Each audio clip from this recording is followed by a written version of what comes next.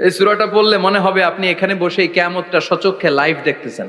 وأنزلنا الحديد فيه بأس شديد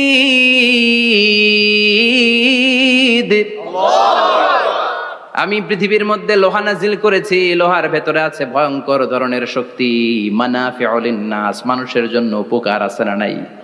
সব কাজে লোহা লাগে। মোবাইল বানাবেন, লোহা লাগবে। গাড়ি, লোহা লাগবে। বাড়ি, লোহা লাগে। এই যে মাইক দিয়ে ওয়াজ করতেছি, লোহা আছে না? লোহা ছাড়া কিছুই হয় না। এই পাহাড়ের এত শক্তি যে পৃথিবীর এই থারথার করে কাঁপুনিকে বন্ধ করে দিয়েছে। হালমিন খালকিকা আসাদ্দা মিনাল জিবাল, ইয়া রব, আপনার সৃষ্টিকুলের মধ্যে পাহাড়ের চেয়েও শক্তিশালী কি কিছু আছে? আল্লাহ বললেন নাম আছে। কি সেটা? আল্লাহ বললেন সেটা হচ্ছে আল হাদিদ, মানে লোহা। লোহা চিনেন? এই হাদিদ নামে, আল হাদিদ নামে আল্লাহর কোরআনে একটা সূরা আছে না নাই? সূরাতুল হাদিদ, লোহার সূরা। ওয়া আনজালনাল হাদিদ ফীহি বাসুন শাদীদ ওয়া মানাফিউল লিন্নাস। আল্লাহ বললেন আমি লোহাকে নাজিল করেছি। লোহা পৃথিবীর কোনো উপাদান নয়। পৃথিবীতে লোহার মলিকিউল তৈরি হয়নি, হয়েছে মহাবিশ্বের অন্য কোনো জায়গা থেকে। লোহার একটা অণু তৈরি করতে 1 কোটি ডিগ্রি সেলসিয়াসেরও বেশি তাপমাত্রা লাগে। এই লোহাকে আল্লাহ বললেন আমি পাহাড়ের চেয়ে বেশি শক্তিশালী করে বানিয়েছি লোহাকে। সুবহানাল্লাহ পড়েন। ফেরেশতারা বললেন হালমিন খালকিকা আসাদ্দা মিনাল হাদিদ। আল্লাহ, আপনার এই সৃষ্টিকুলের মধ্যে লোহার চাইতেও শক্তিশালী কি কিছু আছে? আল্লাহ বললেন নাম আছে।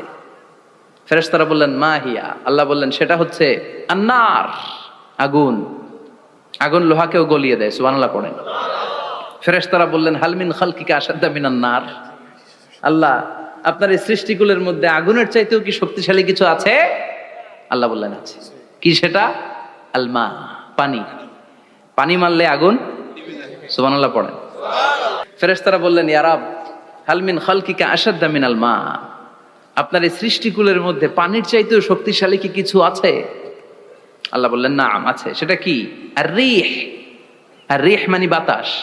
কারণ বাতাসের ধাক্কায় সমুদ্রে, সাগরের পানিতে ঢেউ খেলে, জলের উচ্ছ্বাস হয়, জলোচ্ছ্বাস হয়, ঠিক কি না? এবার ফেরেশতারা বললেন মাবুদ, পানির চাইতেও বেশি শক্তিশালী বাতাস। এবার আমাদের জানতে বড্ড মনে চায়, এই বাতাসের চাইতেও শক্তিশালী কোন সৃষ্টি আপনার সৃষ্টি জগতে আছে নাকি? আল্লাহ বললেন বাতাসের চাইতেও শক্তিশালী একটা জিনিস আছে। দেখি কে কইতে পারে, বলেন।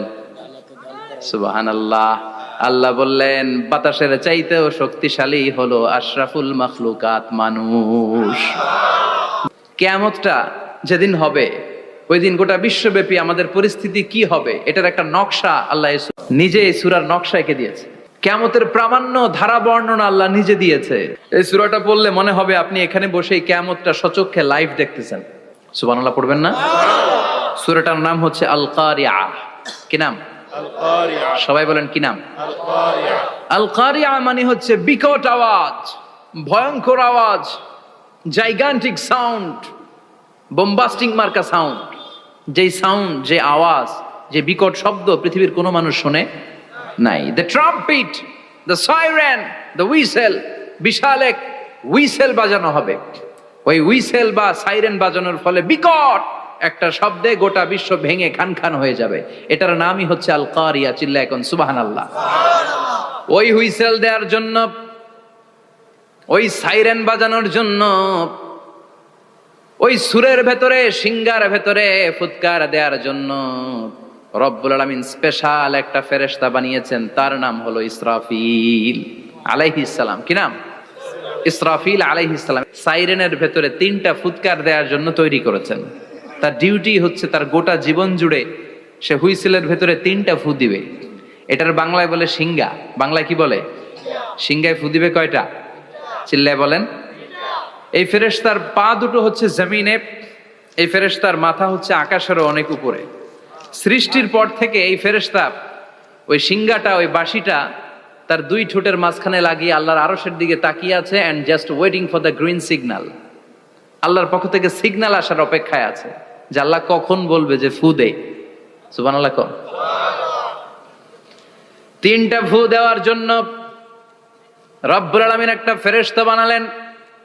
ইসরাফিল ফেরেশতা সৃষ্টির শুরু থেকে বিশাল সিংহাটাকে, সাইরেনটাকে, ট্রাম্পিটটাকে দুই ঠোঁটের মাঝখানে লাগিয়ে আল্লাহর আরশের দিকে তাকিয়ে আছে, কবে আমার প্রভু বলবে সাইরেনের মধ্যে বাঁশি বাজা। He is waiting. ঠিক এই মুহূর্তে যখন আমি কথা বলছি আর আপনারা শুনছেন, ঠিক এই মুহূর্তেও ওই সাইরেনটা ওনার দুই ঠোঁটের মধ্যে লাগানো, আর উনি আরশের দিকে তাকিয়ে অপেক্ষা করছে কখন আমার রব আদেশ করে, আর তখন আমি সিংহায় ফুৎকার দিয়ে গোটা বিশ্বটারে মেসাকার বানিয়ে দিব। কোন সুবহানাল্লাহ। এই ঘটনাটাই আল্লাহ প্রামাণ্য দলিল দিয়ে বর্ণনা করেছেন। আর বর্ণনা করতে যে এই সূরার নাম দিয়েছেন আল কারিআ। কি নাম? মানে বিকট আওয়াজ, ভয়ঙ্কর আওয়াজ, বজ্রনিনাদ, মহাপ্রলয়ের সেদিন এমন আওয়াজ হবে যে আওয়াজ পৃথিবীতে কেউ কোনোদিন আমরা শুনি নাই। পৃথিবীতে কে সবচেয়ে বড় আওয়াজের কি শুনেছেন বলেন? সিডরের ভয়ঙ্কর আওয়াজ। হ্যাঁ, কিসের আওয়াজ? বজ্রপাত। বজ্রপাত, থান্ডার, খেড়ার আওয়াজটা আসলেই ভয়ঙ্কর। আমি বছরের বেশিরভাগ সময় জুড়ে থাকি মালয়েশিয়াতে। মালয়েশিয়ার পাশের দেশ সিঙ্গাপুর। পৃথিবীতে যেই কয়েকটা দেশে সবচেয়ে বেশি বজ্রপাত রেকর্ড করা হয় এর মধ্যে একটা হচ্ছে সিঙ্গাপুর, আর একটা হচ্ছে ভুটান। এই দেশগুলোতে সবচেয়ে বেশি বজ্রপাত পড়ে। ভয়ঙ্করতম বজ্রপাতের আওয়াজ। আসলে এই বজ্রপাতের আওয়াজ খুব বিকট আওয়াজ। আপনি ঠিকই বলেছেন। ইসরাফিল যখন ওই সিংহার ভেতরে ফুৎকার দিবে, ওই ফুৎকারের যে আওয়াজটা হবে, এই আওয়াজটা কি এই আওয়াজগুলোর মতো? কথা বলেন। এর চেয়ে অনেক ভয়ঙ্করতম আওয়াজ, যে আওয়াজ শুনলে আপনার হৃদয় শিউরে উঠবে, কেঁপে উঠবে। এই আওয়াজটার নাম হচ্ছে আরবিতে আল কারিআ। কি নাম? চিল্লায় বলেন, কি নাম? এজন্য আল্লাহ বললেন আল কারিআতু মাল কারিআতু ওয়া মা আদরাকা মাল কারিআ। সেদিনের আওয়াজটা হলো ভয়ঙ্কর আওয়াজ। ওই আওয়াজটার নাম আমি আল্লাহ দিয়েছি আল কারিআ। আল কারিআ মাল কারিআ ওয়া মা আদরাকা মাল কারিআ। তিনবার তিনি সূরার শুরুতে তিনবার এই শব্দটা উচ্চারণ করেছেন। কয়বার? কথা বলেন।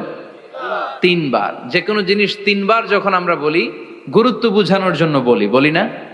বিশ্বনবীও মাঝে মাঝে কোনো জিনিসের ইম্পর্টেন্স, সিগনিফিকেন্স, তাৎপর্য এবং গুরুত্ব বোঝানোর জন্য তিনবার বলতেন। কয়বার?